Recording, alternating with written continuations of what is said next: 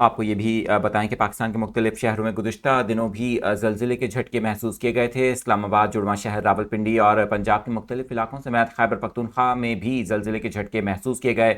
गुज़िश्ता रोज़ क्वेटा में भी ज़लज़ले के झटके महसूस किए गए थे। आज मंगल की रात अब से ज़रा देर पहले एक बार फिर ज़लज़ले के झटके महसूस किए जाने की इतलात मिल रही हैं। ज़लज़ला पैमा मरकज़ के मुताबिक रेक्टर स्केल पर ज़लज़ले की शिद्दत 4.7 रिकॉर्ड की गई है। आपको बताएं कि बताया जा रहा है कि मिंगोरा और स्वात में ज़लज़ले के झटके महसूस किए गए हैं। खैबर पख्तूनख्वा के बालाई इलाकों से ज़लज़ले के झटके महसूस किए जाने की इतलात मिली हैं। आज 15 अप्रैल 2025 और हम देख रहे हैं कि शाम 8 बजे खबर सामने आई है। बताया जा रहा है कि ज़लज़ले की ज़ेर ज़मीन गहराई 58 किलोमीटर थी। चंद सेकंड्स तक ये झटके महसूस किए गए हैं।